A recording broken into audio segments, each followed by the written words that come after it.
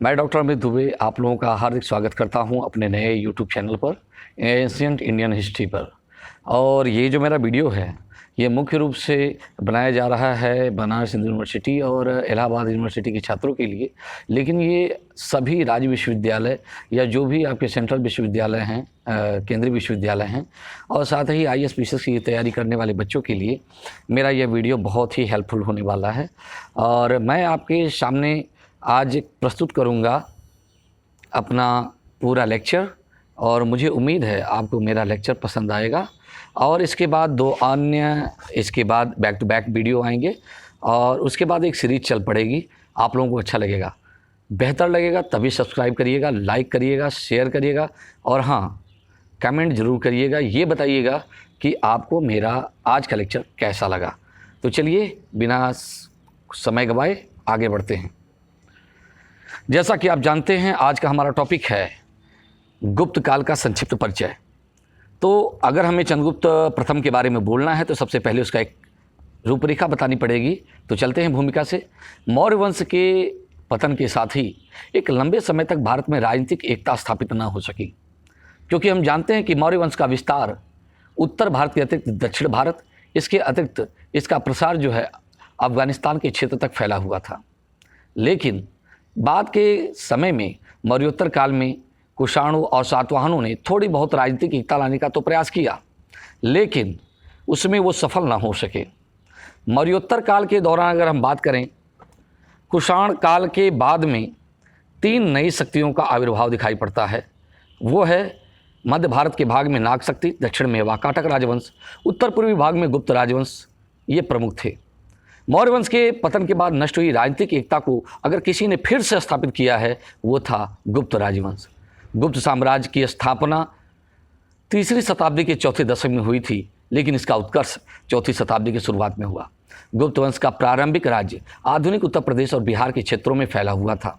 गुप्त साम्राज्य की स्थापना का श्रेय चंद्रगुप्त प्रथम को जाता है, लेकिन उसके संवर्धन और उसके विस्तार का कार्य समुद्रगुप्त ने किया। गुप्त राजवंश के शासक वैष्णव धर्मावलंबी थे और इसीलिए इनका राजचिन्ह गरुड़ था। लेकिन कई ऐसे भी शासक हुए जो शैव बौद्ध धर्मावलंबी थे, लेकिन इतने के बावजूद भी हम इतना कहेंगे कि ये सभी शासक मुख्य रूप से वैष्णव धर्मावलंबी थे, लेकिन धर्म सहिष्णु शासक के रूप में उनका ज्ञान होता है। गुप्त राजवंश के संक्षिप्त परिचय की बात करें तो गुप्त साम्राज्य का उदय 3री शताब्दी के अंत में प्रयाग के निकट कौशाम्बी में हुआ था। जिस प्राचीनतम गुप्त राजा के बारे में हमें पता चलता है वो है श्रीगुप्त। हालांकि प्रभावती गुप्ता के पूना ताम्रपत्र लेख में घटोत्कच गुप्त को आदिराज कह के संबोधित किया गया है। श्रीगुप्त ने गया में चीनी यात्रियों के लिए एक मंदिर बनवाया था, जिसका उल्लेख चीनी यात्री इसिंग ने अपने ग्रंथ में किया है। पुराणों में कहा गया है कि आरंभिक गुप्त राजाओं का साम्राज्य गंगा द्रोणी, प्रयाग, साकेत अर्थात अयोध्या तथा मगध में फैला हुआ था। श्रीगुप्त के समय में महाराजा की उपाधि सामंतों को प्रदान की जाती थी। अतः श्रीगुप्त किसी के अधीन शासक था या किसी छोटे राज्य का शासक रहा होगा।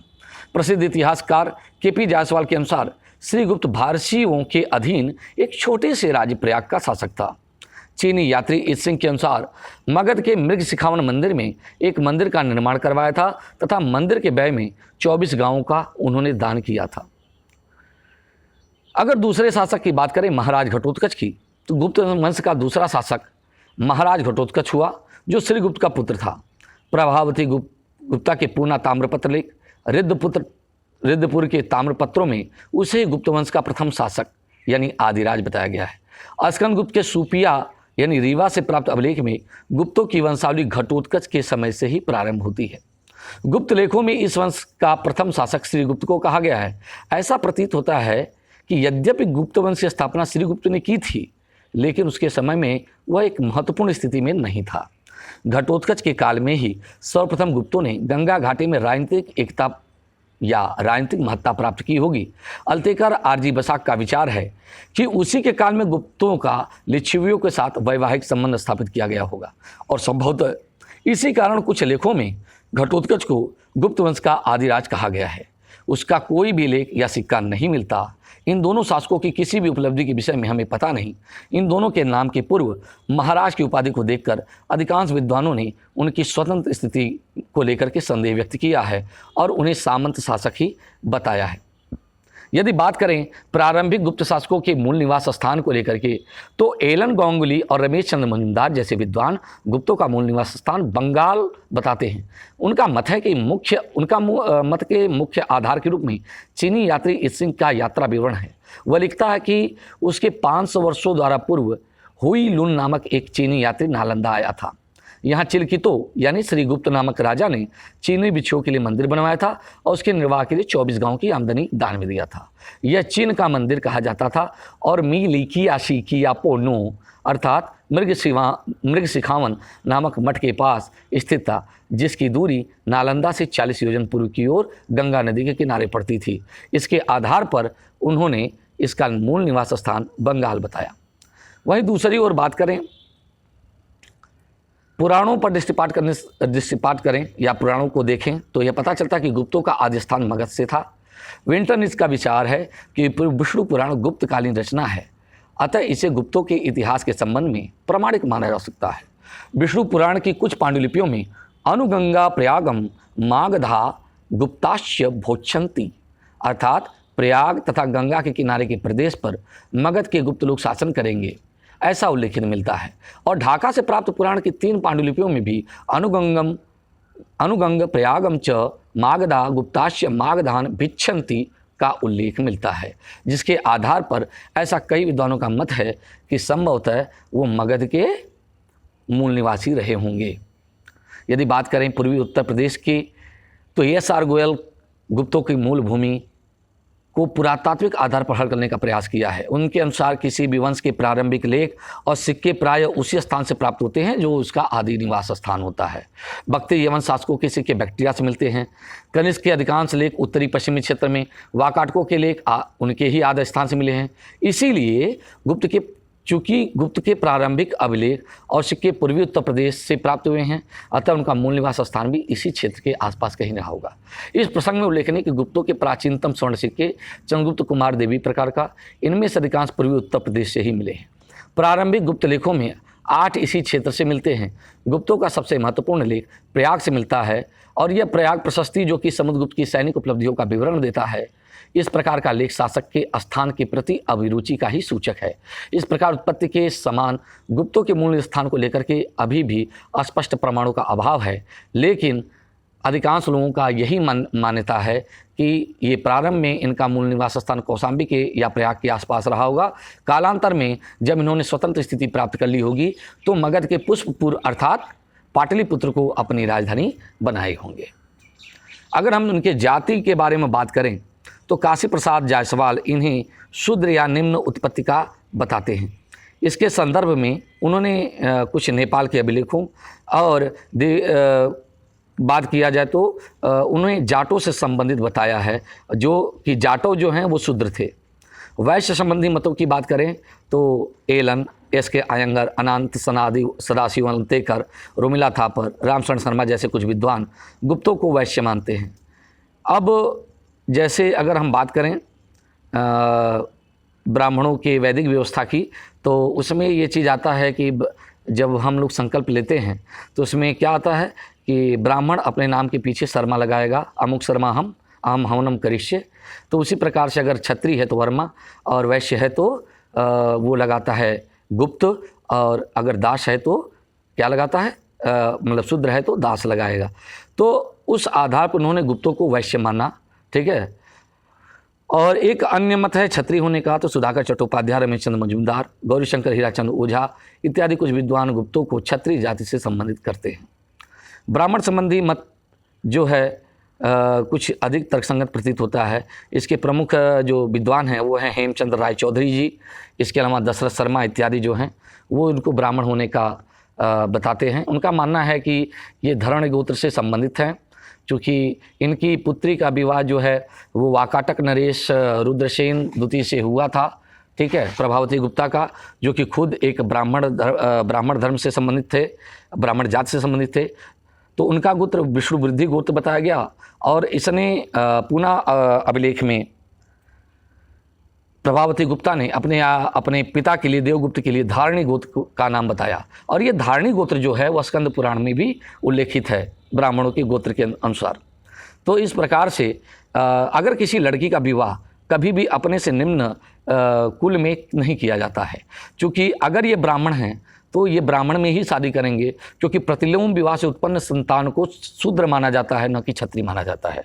तो इस प्रकार से अगर इनकी पुत्री का विवाह अगर ब्राह्मण कुल में हो रहा है तो निश्चित ये प्रतिलोम विवाह के आधार पर अगर देखा जाए तो वास्तव में ये ब्राह्मण जाति से संबंधित होने चाहिए, क्योंकि इनके अधिकांश विवाह जो है ब्राह्मणों में ही हुए हैं, चाहे वो नाग कुल हो, चाहे वो आपके वाकाटक हो या कदम्ब हो, क्योंकि कदम्ब अपने आप को द्विजों में श्रेष्ठ कहता है।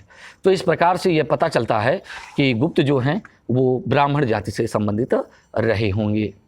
अगर गुप्त राजवंश को जानने के साधनों की बात करें तो गुप्त राजवंश का इतिहास हमें साहित्यिक, पुरातात्विक दोनों ही प्रमाणों से ज्ञात होता है। साहित्यिक में पुराण सर्वप्रथम है, और पुराणों में जो प्रमुख हैं वो हैं विष्णु पुराण, वायु पुराण और ब्रह्मांड पुराण। ये गुप्त इतिहास के पुनर्निर्माण में सहायक हैं। इनसे गुप्त वंश के प्रारंभिक इतिहास का कुछ ज्ञान प्राप्त होता है। विशाख दत्त कृत देवी चंद्रगुप्तम नाटक से गुप्तवंशी नरेश, रामगुप्त और चंद्रगुप्त द्वितीय के विषय में कुछ सूचना मिलती है। अधिकांश विद्वान महाकवि कालिदास को गुप्तकालीन विभूति मानते हैं।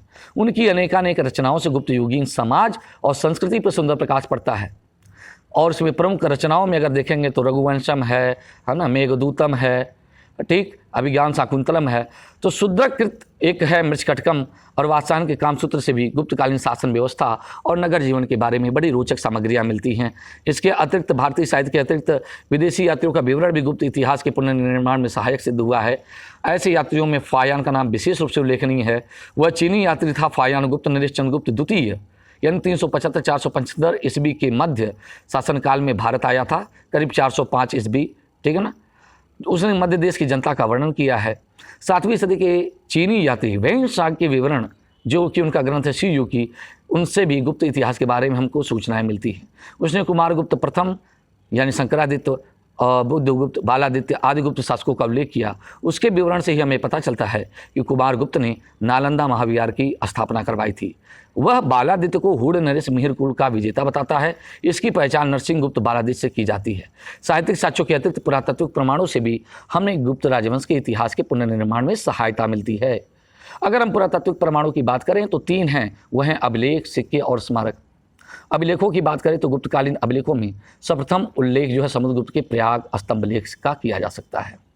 अगर यह अभिलेख न होता तो समुद्रगुप्त के राज्याभिषेक से लेकर उसके दिग्विजय और व्यक्तित्व का इतना अच्छा जानकारी किसी को प्राप्त नहीं होता। इसके अलावा चंद्रगुप्त द्वितीय के उदयगिरी लेख, मेहरौली लेख से उसके दिग्विजय की सूचना प्राप्त होती है। सर्वाधिक अभिलेख जारी करने वाला शासक कुमारगुप्त प्रथम था, जिसने सर्वाधिक मात्रा में अभिलेख जारी किए। और इसी समय में पता चलता कि बंगाल का भाग गुप्तों के अधिकार में आ गया था। स्कंदगुप्त के भीतरी स्तंभलेख से हूड़ों के आक्रमण की सूचना मिलती है, और इसी सम्राट के जूनागढ़ प्राप्त अभिलेख के आधार पर उसने इतिहास प्रसिद्ध सुदर्शन झील का पुनर्निर्माण करवाया था। इसके अलावा और भी अनेक अभिलेख दानपत्र मिले हैं, जिनसे गुप्त काल की अनेक महत्वपूर्ण बातों की जानकारी हमें मिलती है। इन्हीं सभी अभिलेखों की भाषा विशुद्ध संस्कृत है, और इसमें दी गई तिथियां भी गुप्त संवत की हैं। इसके अलावा एक जो है कुमारगुप्त का मंदसौर अभिलेख है, जिससे उस काल के व्यापारियों के द्वारा रेशम के व्यापार का जिक्र दिखाई पड़ता है, और जिसमें विज्ञापन संबंधी विवरण भी मिलता है, ठीक है। इसके अलावा चाहे वो तुमैन अभिलेख हो, ठीक है ना, या इंदौर का अभिलेख हो स्कंदगुप्त का, उनसे भी बहुत कुछ जानकारी प्राप्त होती है। क्योंकि इंदौर लेख में तैली श्रेणी के बारे में जिक्र होती है, जिसमें वो दीपदान की व्यवस्था करते हैं, और तुमैन के अभिलेख में तो सूर्य के समान बल्कि कुमारगुप्त को बताया जाता है। तो इस प्रकार से देखें तो ये अभिलेख कहीं न कहीं गुप्त काल के साम्राज्य विस्तार, अन्य शासकों की उपलब्धियों के बारे में अद्भुत सूचना और महत्वपूर्ण सूचना देने में सक्षम दिखाई पड़ते हैं। अगर सिक्कों की बात करें तो गुप्त वंशी राजाओं के अनेक सिक्के हमें प्राप्त होते हैं। ये स्वर्ण, रजत, तांबे के स्वर्ण सिक्कों को वहाँ उस वक्त दिनार कहा जाता था, रजत सिक्कों को रूपक या रुपयक कहा जाता था, ताम्र सिक्कों को माशक कहा जाता था, ठीक है ना। और गुप्तकालीन स्वर्ण सिक्कों का सबसे बड़ा ढेर अगर कहीं से मिला है तो वो है राजस्थान प्रांत का बयाना क्षेत्र से। एलन अल्तेकर आदि विद्वानों ने गुप्तकालीन सिक्कों का विस्तृत अध्ययन किया और अनेक सिक्कों पर तिथियां भी उत्कीर्ण मिलती है, जिनके आधार पर हम तत्संबंधी शासकों की तिथि निर्धारण कर सकते हैं। कुछ सिक्कों से कुछ विशिष्ट घटनाओं की सूचना मिलती है, जैसे एक प्रकार के सुवर्ण सिक्के के मुख भाग पर चंद्रगुप्त और कुमार देवी की आकृति और पृष्ठभाग पर लिच्छवी अंक उत्कीर्ण मिलता है। इससे स्पष्ट होता है कि चंद्रगुप्त ने लिच्छवी राजकन्या कुमार देवी के साथ विवाह किया था। और समुद्रगुप्त के अश्वमेध प्रकार सिक्कों से उसके अश्वमेध यज्ञ की सूचना चंद्रगुप्त द्वितीय के व्याघ्रण प्रकार के सिक्कों या सिंह निहंता प्रकार के सिक्के से पश्चिमी भारत में यानी शक प्रदेश की विजय की सूचना मिलती है। मध्य प्रदेश के एरण और भिलसा से रामगुप्त के कुछ सिक्के मिलते हैं, जिससे हम उसकी ऐतिहासिकता का पुनर्निर्माण करने में सहायता प्राप्त करते हैं। और कभी कभी सिक्कों के अध्ययन से हमें उनके काल की राजनीतिक और आर्थिक दशा का भी ज्ञान प्राप्त होता है। जैसे कुमारगुप्त के उत्तराधिकारियों के सिक्कों से पतोन्मुख आर्थिक दशा का आभास मिलता है, क्योंकि इनके सिक्कों में हमें मिलावट प्राप्त होती है। अब अगली बात करते हैं स्मारकों की। तो गुप्त काल के अनेक मंदिर, स्तंभ, मूर्तियाँ, चैत्यगृह मंदिर प्राप्त होते हैं, जिनसे तत्कालीन कला स्थापत्य की उत्कृष्टता सूचित होती है। इनसे तत्कालीन सम्राटों और जनता के धार्मिक दृष्टिकोण को समझने में हमें मदद मिलती है। मंदिरों में भूमरा का शिव मंदिर, तिगवा जबलपुर का विष्णु मंदिर, नशना कुठार का आपका पार्वती मंदिर अजयगढ़ रियासत में स्थित है, देवगढ़ का दशावतार मंदिर जो कि पंचायतन शैली में है, भीतरगांव कानपुर का मंदिर, लाड़खांड का ऐहोल के समीप का मंदिर, एक आपके जो है भीतरी का जो कि आपके गाजीपुर में स्थित है वो अश्वगुप्त गुप्त द्वारा निर्मित मंदिर। ये सभी मंदिर अपनी निर्माण शैली, आकार, प्रकार और सुदृढ़ता के लिए प्रसिद्ध हैं। वास्तुकला के भव्य नमूने हैं। मंदिरों के अलावा सारनाथ, मथुरा, सुल्तानगंज की बुद्ध मूर्ति, करमदंडा, खो, देवगढ़ स्थानों से बुद्ध, शिव और विष्णु आदि देवताओं की मूर्तियां भी हमें मिलती हैं। इनसे तत्कालीन लक्षण कला का प्रकाश तो पड़ता ही, साथ ही इन मूर्तियों में गुप्त नरेश की धार्मिक सहिष्णुता भी सूचित होती है। मंदिरों तथा मूर्तियों के साथ ही साथ बाघ, ग्वालियर, मध्य प्रदेश और अजंता की कुछ गुफाओं जैसे 16वीं 17वीं के चित्र भी गुप्त काल के माने जाते हैं।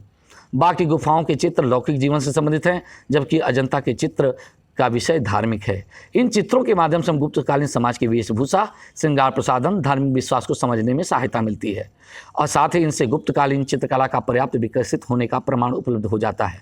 इस प्रकार साहित्य और पुरातत्व दोनों के माध्यम से हम गुप्तकालीन इतिहास का पुनर्निर्माण कर सकते हैं।